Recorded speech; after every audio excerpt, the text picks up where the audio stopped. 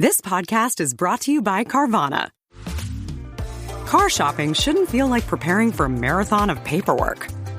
That's why Carvana makes buying and financing your car easy. From start to finish, search thousands of vehicles with great prices. All online, all on your time. And when you're ready, your new car shows up right at your door. It doesn't get better than that. Buy your car the easy way. On Carvana. Delivery fees may apply. This episode is brought to you by Indeed. Stop waiting around for the perfect candidate. Instead, use Indeed sponsored jobs to find the right people with the right skills fast. It's a simple way to make sure your listing is the first candidates see. According to Indeed data, sponsored jobs have 4 times more applicants than non-sponsored jobs. So go build your dream team today with Indeed. Get a $75 sponsored job credit at Indeed.com/podcast. Terms and conditions apply.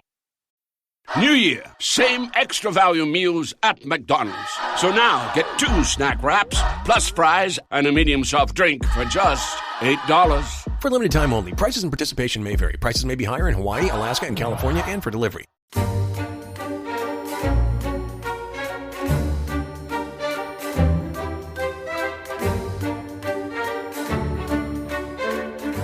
All of a sudden, I saw the sword that quivered over Italy turn its point downward, and like a great storm, go among them and scourge them all. The quivering sword, I tell you, Florence, belongs to the King of France. That sword will be felt through Italy. Remember when I said 3 years ago now that a wind will come, as in that figure of Elijah, and that this wind would shake the mountain? This wind has come, and it has shaken the princes of Italy. See now, he has come, just as I said. Tell me, Florence, where now are your fortresses? Where now are your strongholds? See now, he has come, and still you do not believe. So, Dominic, that was Girolamo Savonalrolla addressing his flock in the Duomo, the Cathedral at Florence, on the 13th of January, 1495, and instantly recognizable from his hoarse and rasping accent there, his voice. Dramatically and authentically recreated here on The Rest is History in our ongoing series on the Medici. And Dominic, Lorenzo the Magnificent is dead. Savonalrolla is on the scene, and that I just read out, I think beautifully, is perhaps the most ferocious and memorable of all his many apocalyptic sermons. And he had it printed and distributed across the city, so a kind of very Luther-esque awareness of the potential for the printing press to publicize his views and thoughts. And it's powerful, isn't it? Not just because of his rhetoric, but because of the circumstances. So he's talking there about the French king coming, and indeed, French troops have crossed the Alps. They're making Italy bleed. The Medici, who we've been talking about in the previous 3 episodes, they've been swept away, and Savonalrolla is preparing to purify Florence with a white-hot flame and lead its people into a new age of righteousness. See, I thought I'd recovered from laughing, but now you've made me laugh again. Yeah, so for those people watching on YouTube or Spotify, I should apologize for basically having a breakdown while Tom was reading that. And actually, I've been laughing so much that my glasses are still steamed up. So yes, an extraordinary reading and an extraordinary story that has been told many times in films, in TV series, in novels, in video games, and Savonalrolla is always cast as the villain. He is cast as the kind of mad monk, although you were saying off camera, he's not a monk, he's a friar, so he shouldn't be seen as a monk at all. But Tom, has history been a little bit unfair to Savonalrolla? We will find out today. So now that I've completely recovered my composure, let's remind ourselves where we got to.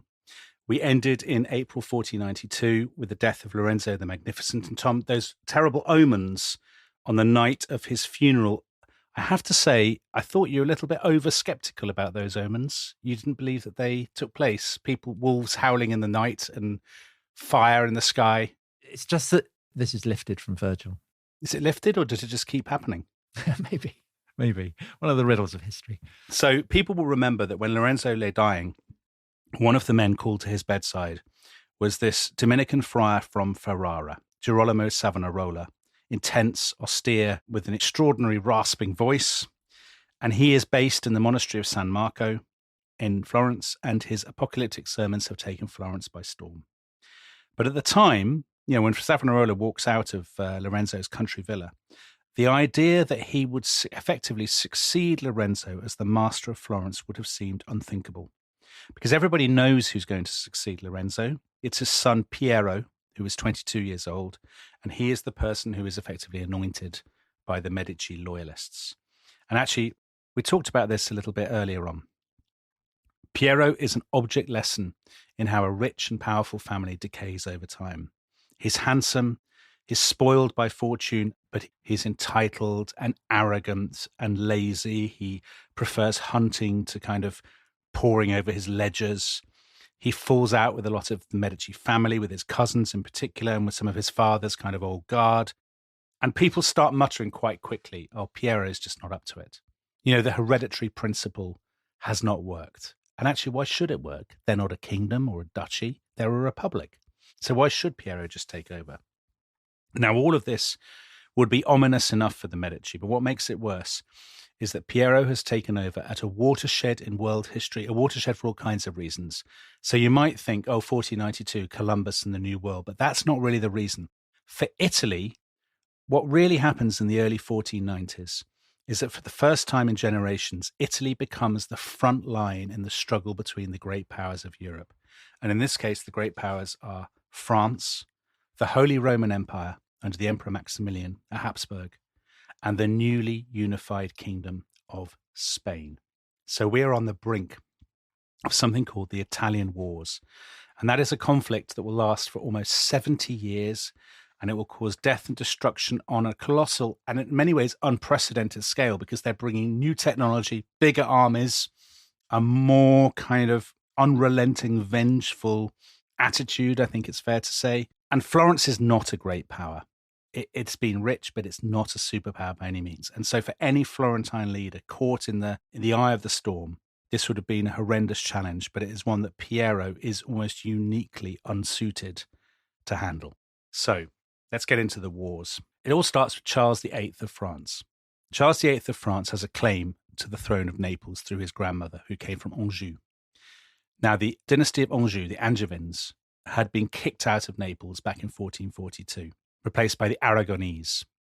But Pope Innocent VIII, who has his 7 children, he hates the ruling dynasty in Naples, the Aragonese, and he's been sending messages to the French saying, why don't you come and reclaim your inheritance? Come on. Now, Charles of France is 20 years old, and like all the rulers in this story, he's a great character. He's very short, he's incredibly ugly, he's got an incredibly long and hooked nose. They all have hooked noses in the story.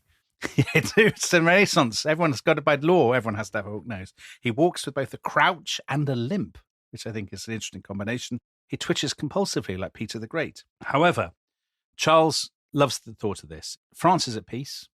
He has an enormous army, the largest and most modern in Europe, and he has groundbreaking artillery that are firing iron cannonballs. And this artillery really is a game changer in kind of military technology. And he's got the support of the papacy, and he also has the support of the great power in northern Italy, which is Milan.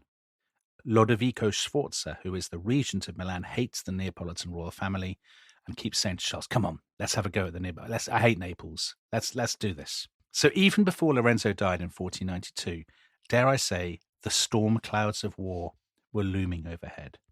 And everybody knew that this war, when it came, would be really, really brutal. That the French would be coming with an enormous army. It wouldn't be like the sort of slightly performative Italian wars of the mid-15th century, where it's sort of lots of mercenary companies who basically spent a lot of their time boozing and just behaving badly in taverns and sort of hiding behind hedges. This is going to be really serious stuff. And then there are 2 crucial developments. In August 1492, so a few months after Lorenzo died, Pope Innocent died, and he was succeeded by a tremendous person, Rodrigo Borgia, who becomes Pope Alexander VI. And he basically is the man who gives Renaissance popes who already have a terrible name, he gives them a diabolical name. And Germani from the Medici hates the Medici, doesn't he? Yeah, he does. Now, unbelievably, although he's from Aragon, he loves a political machination. So he's constantly changing sides, plotting against one side then the other. He's going to have some fun with this. And then the other development, in January 1494, King Ferrante of Naples, you may remember he liked to sit around with the embalmed bodies of his adversaries, or so men said. He died unexpectedly, and he was succeeded by his son Alfonso. So Charles in France said, brilliant, this is the time, this is the moment. And in September 1494, a huge French army by the standards of the day, 40,000 people, crosses the border and marches up into the Alps, heading for Lombardy. They get to Lombardy, they have a warm welcome from the Milanese, but as they move further south, terrifying reports start to spread through Italy of very, very poor conduct from the French. They're sort of using their siege artillery to smash their way into towns. For the first time, towns are falling within days or even hours rather than the weeks and months of old. And the French, when they get inside, they are caught, horrendous massacres and sackings of the towns and stuff. And spreading syphilis, isn't that right? The French lead the world in sexually transmitted diseases, then as now. And syphilis is their great contribution to Renaissance culture. I just saw Theo flicker up on the screen there, shaking his head sorrowfully. Anyway, the question for Florence is, what are the Florentines going to do? Now, already Charles has sent messages to Florence saying, I want safe passage and guarantees for my army. But Piero, spoiled brat, he's very close to the Neapolitans, not least through his wife, whose family have estates in southern Italy, so he refuses. And then Charles does something that Piero did not expect. Charles expels all Florence's merchants and bankers from France, from the largest country in Europe. So kind of imposing sanctions. Yes, a massive, irreparable economic shock to Florence, which is already experiencing a downturn. And at this, loads of people in Florence panic and they say to Piero, come on, oh my God, you have to do a deal with this guy. But again, multiple times, in fact, Piero says no, even though the French army are closing in on the border of Tuscany. By October 1494, Charles has reached the frontier fortress at Fivizzano. He seizes the castle. He slaughters a lot of the inhabitants. He is now just 3 days away from Florence, and Piero is in a total and utter funk. He's sending begging messages to Naples and to Venice, come and help me. But of course, no help comes. In Florence, the mood is very dark. And of course, one man more than any other has seen this coming. He has been telling people for years the end of days is at hand. And that man is Girolamo Savonalrolla. Now, we know, Tom, that Savonalrolla is drawing on an old apocalyptic tradition. But his supporters say, he knows things. He's seen this happening. He can see the future. He really is a prophet, and he's been proved right. Because you'll remember that after Lorenzo's death, he had this sort of vision, he said, of a sword over the earth, and the words, the sword of the Lord over the earth quickly and soon. And he has been telling people, a new Cyrus the Great is coming for the children of Israel. And by that, he means Florence and the Florentines. No fortress will resist him. And of course, people at the time, as Donald Weinstein, Savonarrolla's biographer, says, people at the time are not mugs. They think he's talking about Charles VIII. This is obviously what's going to happen. And is that luck, do you think, on Savonarrolla's part, or is he a keen student of French geopolitical ambition? I think it's not luck, actually, because I've read Donald Weinstein's book, and he says it was clear to anybody who knew anything about politics from about 1490 onwards that the French are coming. Charles has made it very clear. It's a little bit like, the sort of 18 months before the invasion of Iraq in 2003. All the signals are pointing in one direction. And so by this point, Savonarrolla's rhetoric has reached a kind of pitch, a peak of apocalyptic fervour. Donald Weinstein summarizes it. Every path was befouled with vice. Maidens decked themselves out like whores. Sodomites ran free. Clerics, both priests and friars, were the root of corruption. Punishment was coming in the form of plague, hunger, and war. There was only one recourse. Like those who had found safety in Noah's Ark, the Florentines must take refuge in the spiritual ark of Jesus Christ. So this is the sort of message that he is saying day after day. In fact, his most memorable sermon, this Noah's Ark business, came on the 21st of September 1494 when the French were advancing on Tuscany. There was a packed house in the cathedral. Remember, the cathedral holds 30,000 people in a city with only 50,000 people. And he took as his text God's decision to unleash the great flood.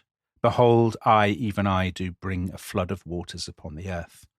And it's clear that when he gave this sermon, I mean, it's an odd thing to say about a sermon, perhaps to our more secular listeners, that it was this incredible spine-tingling moment. So Pico della Mirandola, the philosopher, said that he wrote afterwards, he said he felt his hair stand on end as he heard Savonalrolla talking about the flood. And it is said that usually means it didn't happen, but let's go with it. It is said that Michelangelo was there to hear this and fled Florence for Bologna straight after he'd heard it because he was so kind of moved and terrified by what Savonalrolla had said. And Savonalrolla is pushing this message he's giving sermons every day in the midst of this crisis, saying to the Florentines, the only thing you can do is to repent and to fast and to do penance. He's exhausted. He's even more hoarse than you're reading, Tom, because he's sort of pushing this message all the time. I mean, people who think it's mad, think about the impact that Greta Thunberg had. Yeah. We are sinners. We have despoiled the earth. We've corrupted it. We must repent. Judgment is coming. And the impact that had, it's perfectly possible, I think, for us in a more secular age to feel the resonance of a summons to repentance in the shadow of looming apocalypse. I totally agree with you. I don't think it's mad at all. I think it's the kind of thing that anybody who's ever seen or been on, a demonstration, a nuclear disarmament demonstration in the 80s or an anti-war demonstration in the 2000s or whatever, the sort of millenarian spirit, we come here to bear witness, we come here to repent, the end of the world is coming, all of that stuff. It's not so different. I think Savonalrolla is not insane, and I definitely don't think his listeners are insane either. Now, meanwhile, while they're all getting very excited, Piero's in a total and utter panic. And he decides, I will do exactly what my father did. So in our last episode. So like he'd gone to Naples. He'd gone to Naples. He rides out of Florence, but crucially without telling the Signoria, the council, which is a great mistake. He rides out of the city towards the French camp and he says, I will go and negotiate with Charles personally. He gets to the French camp and Charles greets him with total contempt, which is not how Lorenzo had been treated in Naples. Charles says, look, I want the Tuscan fortresses in the north. I want control of the ports of Pisa and Livorno. I want you to give me a subsidy of 200,000 ducats. Basically, I want everything. And if you give it to me, maybe I'll let you remain as master of Florence. It's kind of Donald Trump negotiating approach. Yeah, exactly. And Piero totally and utterly crumbles. He says, oh, well, as long as I can stay in charge of Florence, you can have whatever you like. That's all I'm interested in. And the French are said to have literally kind of laughed in his face when they heard him say that. Like, such a shameless capitulation. Piero rides back to Florence and he gets there on the 8th of November. And his supporters, who are basically being paid, greet him as a hero. They're given wine. There's a lot of throwing of sweetmeats and all of this sort of stuff. Good. I was wondering about that. But the Signoria have already heard about the deal and they are appalled. They are furious. And they have already sent off a rival negotiating team of 4 people to hold talks with Charles, who has now reached Pisa. And one of those 4 men is Savonalrolla. Even though he's not a Florentine. Yeah, who's a foreigner. What an extraordinary thing this is. They're going to send this apocalyptic preacher. Why are they doing it? I think because he now has unmatched moral and spiritual authority. He's an austere, puritanical person, morally upstanding. He has seen this coming. Well, also, he's been comparing Charles to Cyrus the Great. Yeah. I mean, that's got to be flattering to Charles, right? Maybe Charles will listen to him. Exactly. So they've gone. Meanwhile, Piero goes into the centre of Florence the next day. He goes to the Palazzo della Signora with his entourage, and he finds the doors blocked by armed men. And suddenly the great bell, the Vacca, starts ringing overhead, and people pour into the streets. Piero rushes back to the Palazzo Medici, but now the streets are absolutely packed with people chanting Populo e Libertà, the people and liberty. Basically, a revolution has broken out. And Piero, who is not a serious person, completely panics, and he and his family that evening flee the city for Venice, carrying what valuables they can. And this is a hammer blow to the reputation of the Medici family. Because with Piero gone, first of all, the Signoria votes to banish the family forever, and they put a bounty on Piero's head. They seize the assets of the Medici bank. They loot their palace and put their treasures up for auction. In a very telling sign of the shift in power, the two statues we talked about last week, which were Donatello's bronzes of David and Judith, they were taken out of the Palazzo Medici and they were moved to the Palazzo della Signoria, basically a symbol that the power in Florence had moved from the dynasty, from the family, to the civic centre, to the Republic.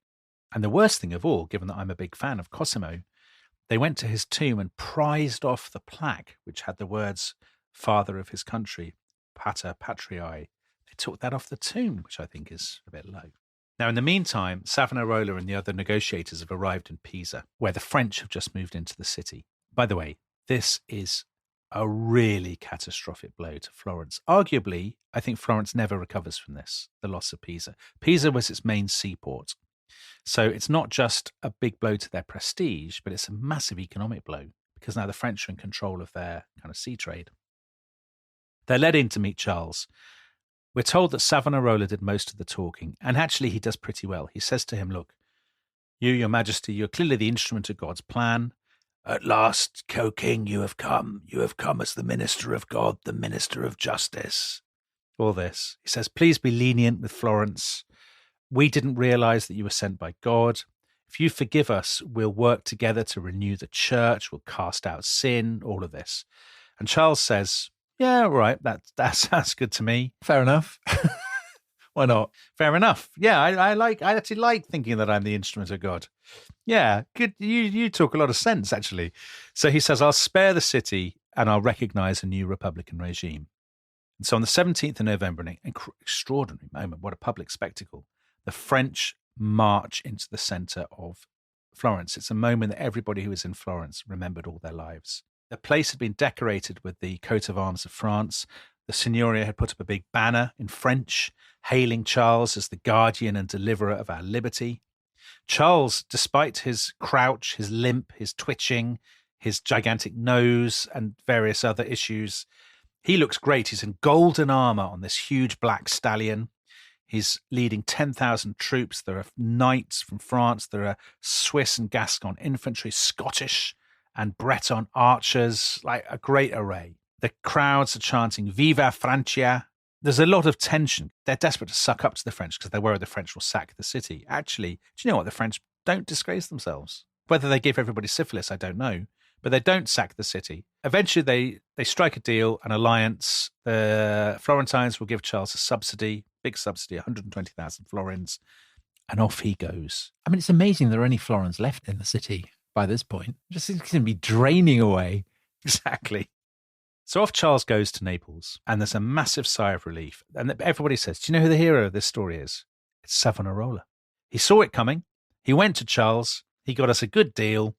What an absolutely tremendous fellow he is. So hooray for Savonalrolla. Yeah, hurrah for Savonalrolla. What a tremendous person. But there are two consequences of this that I think matter. One, lots of people now really do think that Savonalrolla is not just any old prophet, but he's theirs. He's the hero of Florence. He's an intermediary between Florence and heaven and God. And so what he says goes. And the second and the very dangerous thing, I think, is that Savonalrolla himself undoubtedly believes this. So maybe, I mean, it's hard to say, who can tell? Did he always think it? Did he suspect it? Did he hope it would be true? But really, he's had the proof. Who wouldn't think it after things have worked out in this way? And so all those writers who've seen him as a sort of a hypocrite or an opportunist or a charlatan, the most famous one is Machiavelli. Machiavelli, who was there, Machiavelli thought he was a total charlatan and a con man and whatnot. But actually, the trend among his biographers is to say he's not a charlatan. He really thinks that he has this mission, that he's been appointed by God. There are many reasons why Machiavelli is shocking to those who read him in Renaissance Europe. But one of them is his refusal to acknowledge that people like Savonalrolla might be acting from very, very deeply rooted Christian principles. Yeah. He sees everything as sham and hypocrisy. Yeah. Just to reiterate, I mean, what Savonarola is representing is an impulse that is recognizable for 1,000 years of European history. And this is the midpoint of it. So it's there in the great reform movements of the Middle Ages. But I mean, in a sense, the feeling that emblems of criminality have to be torn down, that people have to reform themselves. I mean, the nearest parallel probably in recent history would be Black Lives Matter demonstrations in 2020, which enthused and roused and excited lots of people. And lots of people also saw as being kind of hysterical and over shrill and rather intimidating. And you get exactly those kind of responses, those mixed responses in Savonarola's Florence as well.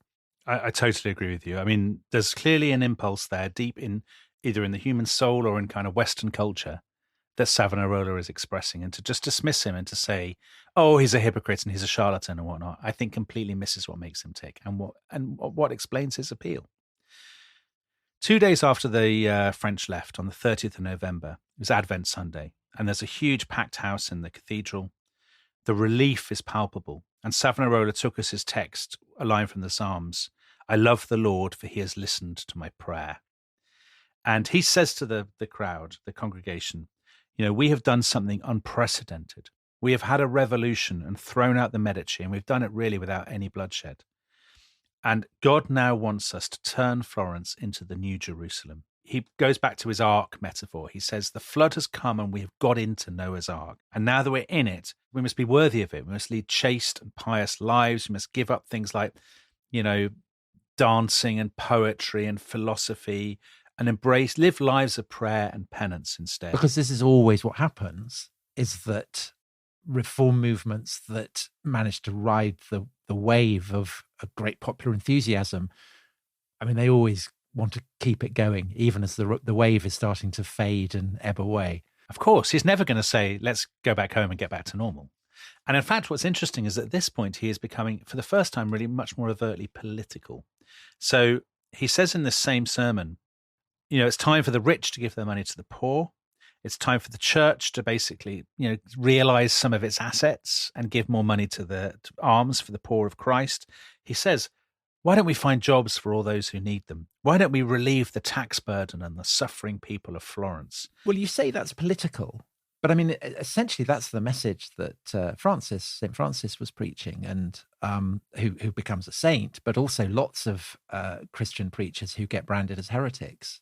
The church is very, very nervous about the assumption that the rich should give away all their belongings to the poor. But of course, it's there in the Gospels, and so it's always a kind of latent message waiting to break out. That's fair, but I think it seems particularly political because of the context for two reasons. One, the Florentine economy has basically gone into meltdown. And the second thing is they're in the process of remaking their republic, of drafting a new constitution. So again, even to talk about politics in this context, however tangentially, is to put yourself at the center of these political debates. Because just a few days later, the Signoria scraps the apparatus of Medici rule, so all the committees and councils and all of those kind of things.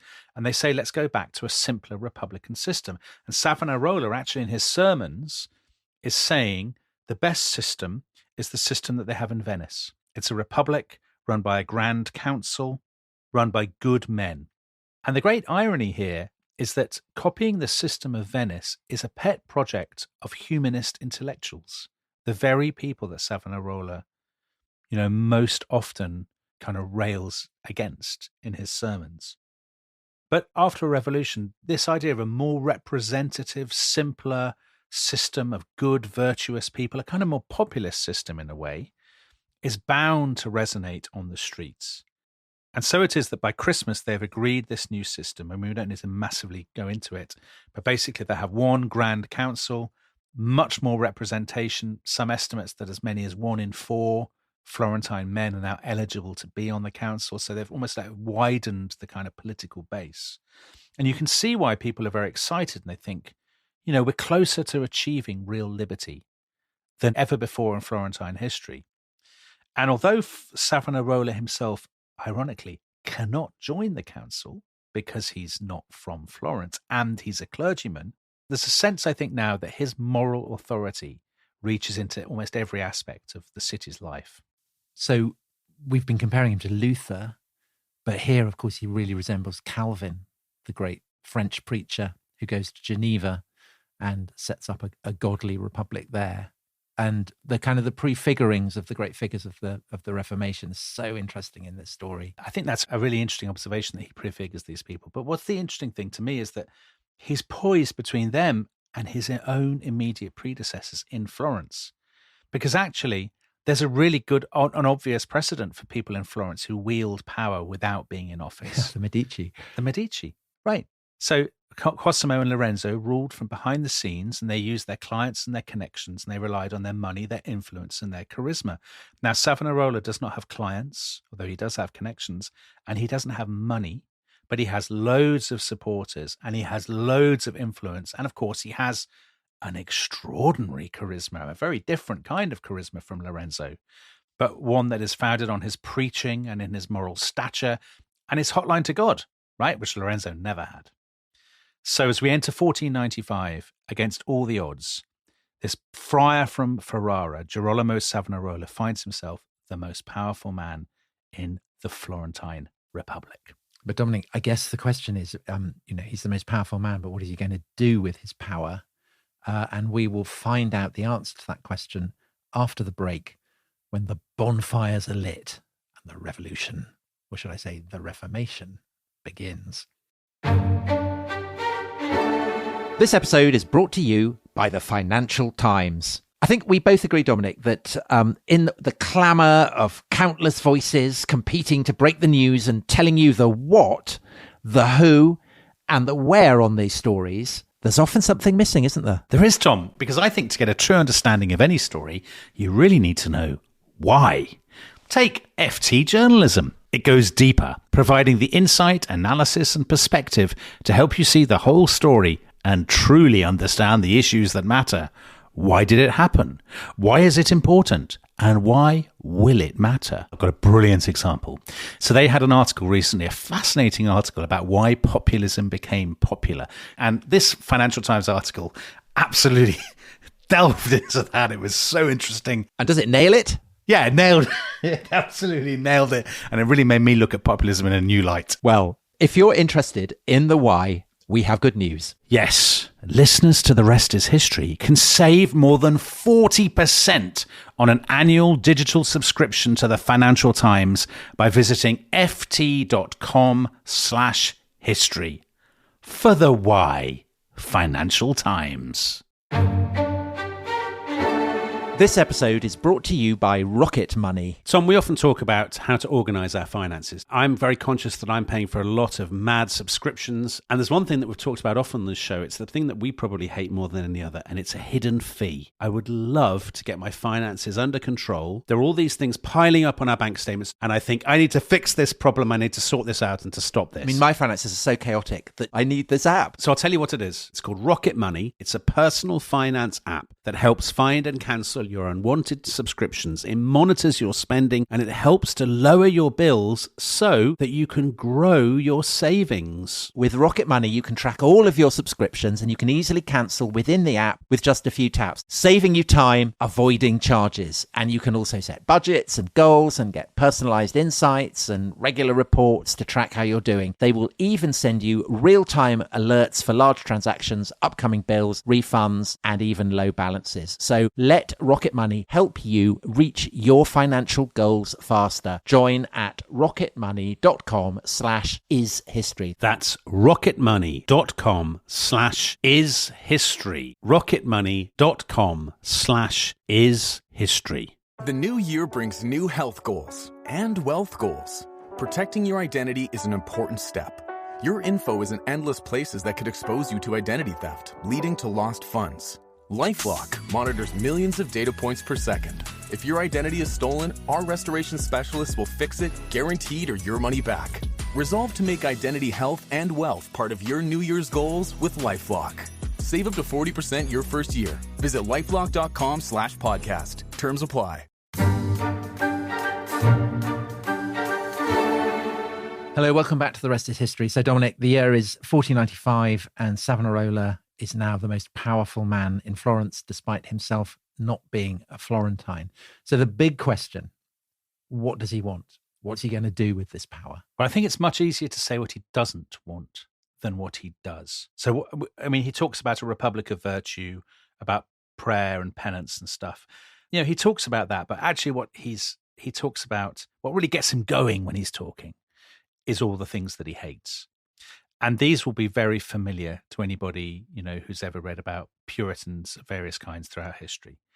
Drinking, gambling, swearing, prostitution, and I quote, provocative dancing, fireworks, the things that actually attract intense criticism to this day. Now, interestingly, one of the things he really hates is gender fluidity. So he specifically objects to men with long hair. He doesn't like people who wear tight hose, so basically tight trousers, and fancy coloured capes, because he says these things erase the divinely ordained distinction between the sexes. Well, unsurprisingly, because absolutely it's ordained by God, and also it threatens the sins of sodomy, the various sins of sodomy. Florence is so notorious for these various sins that the German word for sodomite is Florenza. I mean, you've hit now on his real target. That accursed vice for which you know Florence is infamous throughout Italy, he says in one sermon, December 1494. Make a law, I say, without pity, so that such persons are stoned and burned. And the Signoria then passes the most stringent laws of this kind in Florence's history. So there'd previously been fines for sodomy, and now they're replaced. You go in the pillory, and then you're branded, and if you're a repeat offender, you are sentenced to death. And Dominic, can I just say that on this topic, again, there is nothing novel about what Savonalrolla is doing, because moral panics about sodomy are an absolute feature of the 15th century across Italy. So at the beginning of the 15th century, in 1418 in Venice, the government there had established what they called the Collegium Sodomitarum. So this is a magistracy that is specifically charged with eradicating what they describe as the crime which threatens a city with ruin. And we talked about Bernardino coming to Florence and having bonfires of vanities and things like that. And he had preached in the Duomo and had urged his congregation there to display their hatred for sodomy by spitting on the floor. And the sound of expectorations had rung throughout the vaults of the cathedral. So, you know, he is capitalizing on what seems to have been a kind of consistent moral panic. And a panic, actually, I think, born out of the fact that although the church teaches that homosexuality is shameful and illegal and a sin and whatnot, it actually seems to have been reasonably tolerated in mid-15th century Florence. So Donald Weinstein points out middle-class Florentines generally got married quite late, the men, in their 30s. And he says there are very few opportunities for them to basically have any relationships with women, with respectable women before that. So they resorted to female prostitutes or to young men. And there were particular taverns that were well known as kind of cruising grounds where people would pick up young men. Yeah, and this is why I think, you know, even in Germany, Florence has this reputation, a bit like maybe Amsterdam has had, you know, since the war for Europeans. And there's some historians who explain this. They say the reason this happens is basically because under Lorenzo the Magnificent, he allows this to flourish. There's a sense of sexual license because it's basically a way of distracting people from the fact that their political liberties have been severely curtailed. You know, basically, he'll control the elections, he controls the money and the power, and in return, you know, go to the taverns and do whatever you like. Now, the irony is that Savonalrolla's crackdown doesn't work at all. That's actually so often the case in history. These harsh new penalties are completely counterproductive because officials don't want to impose them, and people don't want to report their neighbours if they're worried they're going to be killed. So prosecutions actually fall in the 1490s under Savonalrolla's moral regime. And his rhetoric, therefore, becomes even more strident. Are there any councillors present? I would like to see you build a nice fire of these sodomites in the piazza, 2 or 3, male and female. Make a fire that all Italy can see, he says in July 1495. And I guess that brings us to, well, 2 of the really celebrated elements, or if celebrated is the word, much discussed elements of Savonalrolla's regime, both of which are often cited as anticipating chilling things that happened in the 20th century. So the first one is the Bonfire of the Vanities. And this, I think, is probably the one thing that there'll be a lot of listeners who've maybe vaguely heard of Savonarola. And if they've heard one thing about him, it's that he had a Bonfire of the Vanities. In the popular imagination, it's a huge public bonfire of books and artworks anticipating the book burnings of the Nazis. But the truth, as you've already mentioned, so many of Savonarola's aspects of his regime are not new. And Florence has already had multiple bonfires of the Vanities. There'd been bonfires of the Vanities under the Medici. The only difference really with Savonarola's is that it feels more official. It's held on the date of Carnival, which always comes before Lent, and it's held in the Piazza della Signoria, so not outside a church, but outside the main civic building, the centre of civic power. And it's in 1497, they built this huge wooden pyramid with 8 sides, and each of the 8 sides there are 15 shelves. And they fill the 15 shelves with, and I quote, well, I'm not going to read the whole list, but shameful pictures and sculptures, gambling devices, musical instruments, music books, masks, playing cards, dice, lots of women's stuff, diadems, hair pieces, cosmetic cases, perfumes, wigs.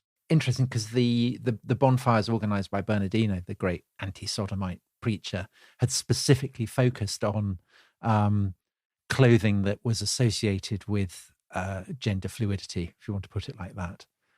So the sense that both sexes, they need to maintain a sobriety as well as a distinctiveness is kind of manifest in these great auto da fe.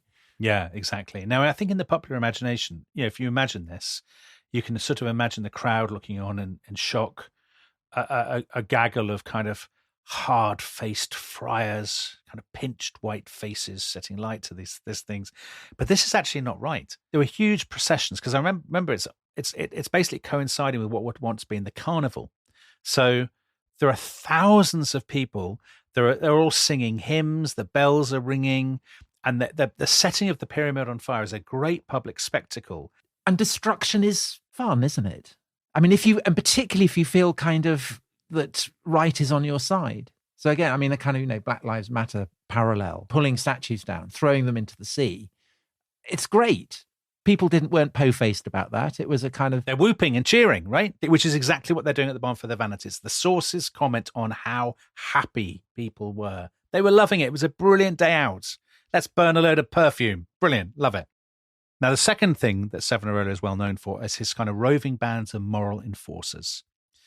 Lots of societies have had moral enforcers, but Savonarola's are different because they are supposedly different because they're teenagers and children. So supposedly anticipating people like the Red Guards in Mao's Cultural Revolution. Now, again, the origins of this are more complicated. Florence was well known for its problems with gangs. There were gangs of boys called fanciulli. They fought in the streets, and they were particularly infamous for assaulting women, sexually assaulting women in the streets. These are kind of boys and teenagers. And Savonarola wants to fix this. And he and his allies say, well, what we'll do is we'll get these boys, aged 6 to 16, the boys on the streets, we'll make men of them. We'll form them into companies. We'll get them to wear plain clothes. We'll get them to cut their hair. We'll encourage them to elect their own officers. And their job, we will get them to set the moral tone of the city. So he's the Baden-Powell of Renaissance Florence. Again, not new. Religious fraternities had flourished in Florence all through the 15th century. The difference is because it's him, it feels a bit more official, and that his tone is always so aggressive and so impassioned. So by the middle of the 1490s, you can see these boys' groups everywhere in Florence. They will put up little altars at street corners and demand that you give them alms, and they'll give these alms to the poor. Now, there is an edge to this. If they see a woman with a tiara on her head, they're encouraged to snatch it off. If they see somebody walking down the street looking like a bit of a dandy, so a sort of Benjamin Disraeli figure in like a green suit or something, they'll harass them, and they'll harass drunkards and things. But they're not really beating people up or killing them or doing any of these things. Now, outside Florence, stories of these boys spread, and in Rome in particular, people say, oh, Savonarola has set up a reign of terror, and these kind of gangs of youths roam the streets, making everyone's life a complete misery. But I think this is nonsense, actually, because we know that the boys asked the Signoria for the power to punish homosexuals, and prostitutes, so that we may purge the whole of our city of vice, they said. And the Signoria said, no, there's no way we're giving you that power. That's demented. So they haven't, the civic authorities have not completely rolled over and given in to Savonarola and his sort of moral shock troops. And are there people who are actively opposed to him? Yes. This is not, he does not rule with an iron fist. This isn't fascist. Nowhere near. So this is where, at this point in the sort of my sort of reading and research on this, I kind of was like, well, where's the reign of terror? Where's the evidence this is one of the most evil men in history? And, he doesn't actually seem to have killed anybody. I mean, some of his rhetoric is very unsettling, like the sort of anti-gay rhetoric and whatnot, but he doesn't actually have the power to kill anybody. And he's always challenged. So there are his supporters, the weepers, the wailers, as they're called, the piagnoni. But there are always critics, and they're called the arrabbiati, the sort of the angry ones, the enraged, the furious. And they're probably a smaller group, but they are richer. They are more well-established. They're more kind of patrician, I suppose. And so ultimately they have deeper roots. Yeah, they probably do. Yeah. And I think his rule is always so-called rule. I mean, he's setting the tone, but he's not, he's not sitting in judgment. His rule is always fragile for two reasons. Number one, as we've discussed, Florence is in a massive mess. Its trade has collapsed. The war has done terrible damage. People aren't collecting the harvests. Prices are through the roof. There are bread riots. Everything feels very, very fraught. And what is more, the international situation is incredibly dangerous. So Rodrigo Borgia, Pope Alexander VI, who we described as a man who loves a machination, he's decided to change sides in 1495, and he forms a Holy League to kick out the French. And the Holy League is the Papal States, Venice, Milan, and Aragon, as well as the Holy Roman Empire. So Charles, who has captured Naples by this point, decides, I'll go back to France. And he goes back to France. He fights his way back through Italy, fights a massive battle, beats the Holy League, and goes all the way back to France. Now, the problem for Savonarola, for Florence, is they're allied to the French now. And Savonarola has told everybody that Charles is the new Cyrus the Great, and that he's going to sort of lead the world into this sort of new age of Reformation. Which he's signally failing to do. Yeah, he's gone home. Yeah. So Florence is now completely isolated, and Florence doesn't join the Holy League. And Pope Alexander, the Borgia Pope, says, this is terrible. Why have Florence have let the side down? And he personally blames Savonarola. He said this is because this demented friar they've got in Florence. He's already been reading about Savonarola's apocalyptic prophecies, his denunciations of corruption in the church. And of course, if you're the Pope and you have this bloke in Florence who claims, he's got the gift of prophecy, he's got the link with God, he knows what's coming. I mean, that could not be a more serious threat to papal authority. Of course. And this is why the papacy and the institutional structures of the church have always looked askance at apocalyptic preaching. Yeah. It's dangerous. Absolutely. July 1495, so quite early on in Savonarola's kind of regime, as it were, the Pope summons him to Rome, says, come to Rome. He says, look, I don't mean you any harm. I'll receive you in love and charity. I just want to hear from your own lips what on earth's going on over there. And Savonarola says, I mean, this is where he could argue he makes his big mistake, or would he have ended up like Martin Luther? Who can say? Savonarola says, I'm not coming to Rome. I'm too ill. I've got dysentery. I mean, to be fair, if he's got dysentery, you probably don't want to see him. I've got dysentery and I'm worried I might be assassinated on the way. Now, his refusal to come to Rome is a very, very serious step. You can see why he does it, because he's worried that if he gets to Rome, he'll almost be put on trial at the papal court.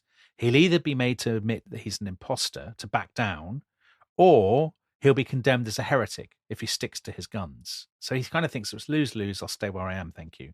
But of course, by not going to Rome, he sets himself dead against papal authority, and he makes a confrontation pretty much inevitable. So then there's a long standoff. The Pope, at the end of 1495, he accuses Savonarola of falling victim to perverse dogma and insanity of mind. He bans him from public preaching. Savonarola completely ignores this. Preaching is his power, but it's his power base. If he stops preaching, he loses all his influence. And as the time goes on, his rhetoric becomes ever more aggressive. He really openly condemns. He's always talking about popes and prelates and how corrupt they are. He says, I'm Moses, leading my people across the Red Sea. Which presumably makes the Pope Pharaoh. Exactly. He's casting the Pope as Pharaoh. The Pope's not going to like that.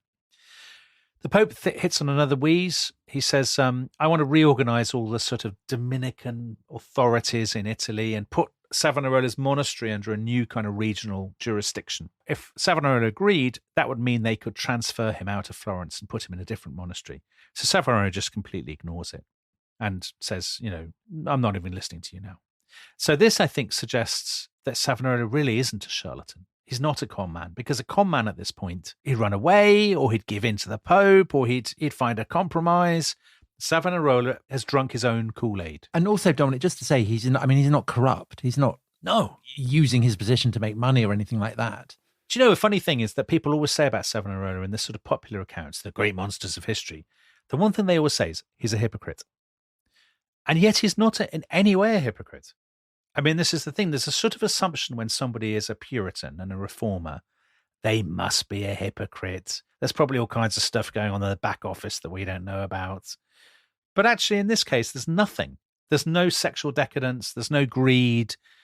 There's no sort of, I mean, I'm not saying I'd have him round for dinner, but he's not in that sense an evil man. Yeah, I mean, if you wanted to reform Chipping Norton, you'd have him in, wouldn't you? He'd be the guy. Yeah, I suppose. Yeah, I probably would. I don't think we'd natural soulmates. Well, you'd play the role of a kind of Medici prince. I suppose I would, yeah. You could retire and just let him crack on. Yeah, I'd use them against my enemies while I was on a night out in Dublin after a Rest is History recording with Paul Rouse. That's exactly what would happen. So we get to 1497, and we haven't had enough bombshells in this episode, so let's have a few. First of all, Charles VIII, he really lets Savonarola and God down. He signs a truce with the Holy League. So now the French are out of the war. I mean, that's a terrible blow to Savonarola's credibility. And he hasn't done his Cyrus the Great stuff. He hasn't done his Cyrus the Great. And also, he hasn't given Pisa back to the Florentines. So the Florentines have lost Pisa. They've got nothing to show for it. Bad on every level. Then, the summer of 1497, the Pope excommunicates Savonarola. And the order is read out across Florence in the churches. And Savonarola says, listen, nobody needs to take any notice of this. The Pope's based this on false information. And an excommunication based on false information is no excommunication at all. So it's interesting that, unlike Luther in a similar situation, Savonarola isn't attacking it on theological terms. No. See, it's interesting. He never gets into that kind of theological debate. That's not really his thing, which is a big difference with Luther. But there's a definite sense, I think, that momentum is shifting now because rival religious orders in Florence, and don't forget, a lot of these religious orders absolutely despise one another more than they do people who aren't even Christians. Like the Franciscans. The Franciscans can't stand Savonarola. And there are Franciscans who are calling him, and I quote, a hypocritical, lying and false prophet. Very openly. So the idea that he's got this reign of terror and censorship is just not right.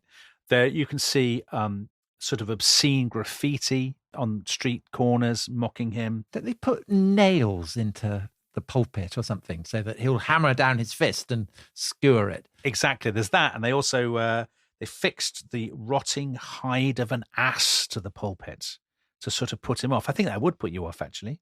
And what's worse, the mood in Florence is really darkening. Basically, they've got nothing to eat. They've got no money. There are waves and waves of plague and disease. There's homeless people dying in the streets.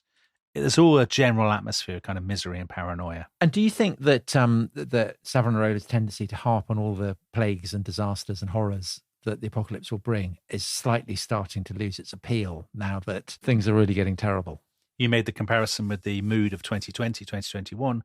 As we know, that it only lasts so long because people ultimately get bored of it, I think. And Savonarola has a bad habit of blaming people themselves, you see. This is his message.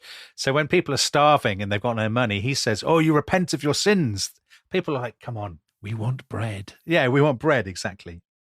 In March 1498, 9th of March, the Pope sends an ultimatum to the Signoria in Florence. He says, right, enough now. Shut this bloke down or else. He says, I will put you under interdict. So that means no one can be born, die, or take communion or whatever in Florence. That's right, isn't it? You're basically cast out of the community. You can't live, you can't be born, you can't die. That's the joke. It seems likely he will call for foreign military intervention against Florence unless they put Savonarola under house arrest.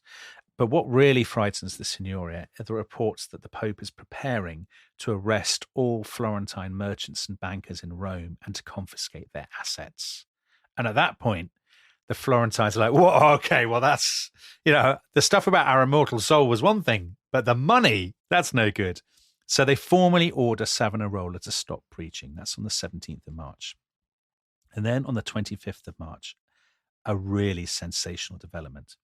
A bloke called Francesco di Puglia, who is a Franciscan friar at the rival monastery of Santa Croce.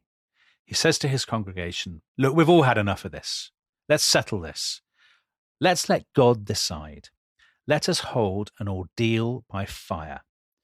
Savonarola and I will walk through the flames, and if he can do this and come out unscathed, then he will win. But if he can't, then he will be exposed as a liar. So it's a friar off. A friar and a fire off. Oh, my word. So exciting. And actually, the people at the time are even more excited than we are telling this story. It's like Christmas, the birthday, World Cup final, all in one. Oh, my God. Literally, people are running around the streets. They can't wait. People saying, oh, I'd love to do it. I can't. I'll do it too. They're so excited. Now, when the news reaches the Palazzo della Signora, some of the councillors say, oh, my God, are you joking? This is barbaric. One of them actually says, our ancestors would be ashamed of us if we let this go ahead. See, the idea that everybody in the past is kind of sunk in superstition and whatnot is obviously rubbish. Lots of people say, come on, this is mad. Oh, I'd reframe it. I mean, throughout history and into the present, people love a hideous spectacle of suffering. Correct. And lots of people, the majority of people on both sides, so Piagnoni and Arrabbiati, say, oh, I love the thought of this. That's brilliant. This is the final. Let's decide this now. Now, Savonarola is not keen. He says, why would I do this against this Franciscan bloke? He's not my enemy. He'd do it against the Pope, but he's not going to do it against this guy. So one of his cronies, Fra Domenico, he says, oh, well, I'll stand in. I'll do it in your stead. Now, at that point, the original Franciscan says, well, I'm not doing it as some bag carrier. So he gets a stand-in as well, who's called Fra Giuliano. And the deal is that if either of them dies and is burned, then their hero, the guy they're standing in for, will be banished. What nobody ever considers is they might both come out unhurt. What would happen then? They'd, penalty shootout of some description. Yes. It's a huge operation. I mean, imagine seeing this. This would have been so exciting. It's held on Saturday, the 7th of April, 1498, in the Piazza della Signoria, in the heart of Florence. The place where they always have their little parlamentos, the place where they had the bonfire of the Vanities. There it is. All foreigners are kicked out of the city. The gates of the city are closed. The streets are barricaded. There are armed guards everywhere. That morning, Savonarola and Domenico lead their supporters from the monastery of San Marco. They're holding crosses and they're singing psalms. Savonarola's put on a special white velvet robe. He looks splendid. And he's carrying the host, which is the body of Christ, isn't it, from communion. They get to the square. There are grandstands in the square filled with support fans. They're not women. Women are not allowed to watch this. So the women, if you remember, the women were allowed to watch a load of stallions going berserk over a mare. Remember that? Yes, they were, for their entertainment. Yeah, people said it was especially good for girls. Educational. Yeah, but they're not allowed to watch this burning. They've built a long kind of brick platform from the Palazzo della Signoria into the square. And it's lined with kind of sticks and branches and brushwood. So this is the fire, and the fire will be on either side. And there's a very narrow gap, and you have to walk down the middle kind of through the fire. So kickoff approaches, which is moments from kickoff, and suddenly a massive row. It's like the 1978 World Cup final between Holland and Argentina, a dispute about somebody having a bandage on his hand. There's a huge row. Domenico wants to carry a crucifix, and the Franciscans say, you can't take a crucifix into the fire. Come on, that's poor. Savonarola says, you're right, actually, you can't. I think you should take the host instead. Now a huge row. The Franciscans going berserk at this. Take the host into the fire, are you joking? Well, it's kind of like taking drugs, isn't it? If you're a cyclist or something. Doping. Of course, it's massive doping. It's like theological doping. The crowd are getting very restive. Come on, get on with it. Because time is passing and they're like digging into the Bible to find precedents or whatever. And then, unbelievably, they hear thunder and it starts to rain. Oh no. So actually it's not a football match, it's a cricket match. It's a cricket match. It is a cricket match. It rains and rains and rains. And basically you get to mid to late afternoon, and it's pretty obvious the rain is not going to stop. No, there'll be no play today. There'll be no play today. Exactly. Now, as they all go back, the crowd are absolutely furious. They've given up their time at a weekend for nothing. And the person they blame is Savonalrolla. All this nonsense about crucifixes and the host, you were just playing for time. You didn't even want it to happen because you knew you'd lose. And maybe he could see the storm clouds literally approaching. Maybe, yeah, coming over the mountains. As he goes back to his monastery, they're being jostled, he and his supporters, by the crowd. And it's only because they've got armed guards they're able to get back to the monastery. And that night, some of his supporters say to him, come to San Marco, and they say, look, mate, the city's turned against you. You know, we need to crack down now. We need to get weapons, you know, otherwise we're in real trouble. And Savonalrolla says, no way. You see, this again suggests to me he's not one of the most evil men in history, because he says, that's the last thing I want, to have bloodshed on the streets of Florence. I hate that idea. Isn't he kind? So the next day is Palm Sunday, services all day in the cathedral, and a sense of tension. And at Vespers, fighting breaks out between pro and anti-Savonalrolla people, and the crowd starts chanting, let's go to San Marco. And there's a real sort of sense of passion has reached a crescendo. And the crowd becomes a mob, and they surge through the streets all the way toward the monastery. And there, Savonalrolla is leading an evening service. Remember, this is a man who's been excommunicated, so he shouldn't really be doing this. He's actually kneeling before the crucifix when they hear the first kind of banging and crashing on the doors, and shouting and people throwing stones. Basically, they're under siege. Now, some of his monks had thought this was coming and had been stockpiling weapons. So they're like, brilliant, let's do this. So they charge up to the roof, and they're like firing down on the crowd. They're hurling tiles, bricks. They get the big pinnacle from the roof and they drop it on the crowd. There's bells ringing. There's bodies everywhere, people screaming. So this must have made up for the lack of the firewalking. Yeah, I think this is fun in its own way. I think you'd have had both, but 1 out of 2 is not bad. Anyway, late that night, the Signoria, the Grand Council, votes. They decide, okay, Savonalrolla's got to go. And they send troops to secure the convent. There's now basically a full-scale battle. They bring up artillery and explosives. Some of the friars, I'm impressed to discover, had handguns and crossbows that are firing back at them. So it's a big, great film, this. The battle lasts about 8 hours. The soldiers burst in through the kind of burning doors of the church. They find a lot of the monks sort of gibbering in terror in the church, and Savonalrolla is in the library. He's praying on his knees in the Medici library, Tom. Performatively, do you think?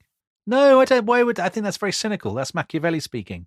Performative, perhaps the wrong word, but emblazoning a visual representation of his piety on the eyeballs of his attackers. Maybe, yes, maybe. Or is it a bit like, The Mission, the Jeremy Irons film? At the end, when the soldiers attack, he walks through the sort of smoke and the slaughter carrying a cross, doesn't he? And the oboe is playing and all that stuff, the moving music. It's a bit like that. It's like a last gesture of defiance. I think it is performative in a sense, but not in a cynical way. Does that seem fair? I would never be cynical about Savonalrolla. That's good to know, because otherwise you wouldn't be yourself. So actually, they drag him through the streets past jeering crowds to this Palazzo della Signoria. And they put him, do you know where they put him? They put him in the same cell that Cosimo de' Medici was put in 65 years earlier. But presumably not deliberately. They're not making a point there. No, they're not making a point. It's just they probably only got 2 cells. So. Well, I don't know. The impression I'm getting of the Signora, I think they've probably got quite a lot of cells. So what actually follows is quite grim. Long days of interrogations and torture, something called the strappado. So the strappado is a terrible thing. Basically what they do is they bind your hands behind your back with a rope at one end of the rope. Then the other end of the rope they put through a hook in the ceiling or a pulley. Then people pull on this rope, and that pulls your arms back over your head, dislocates your shoulders, I imagine, and lifts you off your feet and breaks your arms, and you're hanging there in absolute agony. And they do this to him, multiple times. They'll give him a turn almost with every question they ask. But I'd rather do that than have my feet burnt off. Really? Yeah, that's horrible. Well, the guy died, and Savonalrolla didn't die of this, I suppose, but I don't know. It's not like Luther. They don't care about his theology. They just want him to admit that he was a fake and that all he wanted was political power. And what they get when you read through it, it's just this dreadful kind of rambling series of confessions and retractions. Historians and biographers have always argued, did he mean his confessions or not? And I mentioned this book by Donald Weinstein. He says he thinks Savonarola actually did think he was guilty, that in his kind of agony, he came to think God would not have deserted him without a reason, and that therefore he must have been wrong when he said he was a prophet, and that he's as sincere in his confession as he was in his original prophecies. That both times, actually, he's not cynical. He really means it. And I think that's perfectly plausible psychologically. He feels his own failure and his own humiliation proved to him that he must have been mistaken and he was a sinner all along. So that's pretty bad for him. And then to make matters worse, there's kind of a knock on the door one day, and in came some interrogators from Rome. The last people you want to see in Savonarrola's situation. And they have a go too. And they do the same thing with him for days. And this is really terrible. I mean, his confessions now are just rambling, contradictory. He's begging for mercy, sort of sobbing. It's really, really awful. And the end finally came on the 23rd of May. He and his two cronies, who were called Domenico and Silvestro, they were publicly stripped of their clerical robes. They were hanged in the central square. Everybody was expecting that Savonarola would make a final kind of resounding speech, but he didn't really say anything at all, and the crowd were very disappointed. And is that because he's broken or because he feels that his prophetic voice has now gone? I think both, Tom. I think both. He wrote sort of commentaries on the Psalms while he was in prison. Well, that's impressive considering his arms are broken. Yeah, well, I don't know how he did it. He's doing it with his teeth. I don't know how he did it, but apparently, I mean, I'm not a man for such things myself, but people say they're very moving and very well done. Anyway, they're hanged. When they're dead, the platform was set on fire, and there were little explosives put on the platform to blow up their bodies. And then people came on with carts, swept up all their ashes and threw them in the River Arno, so there'd be no relics. However, that wasn't quite the end of Savonarola. The authorities tried to erase his legacy completely, so they banned his books, his writings. I mean, this is the irony. He's the person who's always thought of as the book banner, but his books were banned. Even the bell of his monastery was whipped through the streets and withdrawn from sight for half a century. But, as you will know, the first Protestant reformers, the sort of generation, I guess, that follow him, they couldn't get enough of Savonarola. Martin Luther called him, and I quote, a holy man, a godly man of Florence. Calvin, you compared Calvin. Calvin was a big fan of Savonarola. And the first kind of histories of Protestantism often mentioned him as a forerunner and said, there was this bloke in Florence, he was brilliant. Well, because he denounces the Pope, I suppose. Yes, that's exactly what it is. So anyway, he's dead. What do I think of him? I think it's pretty clear what I think of him to the listeners. I actually feel quite sorry for him. I don't think he was one of the most evil men in history. What do you think, Tom?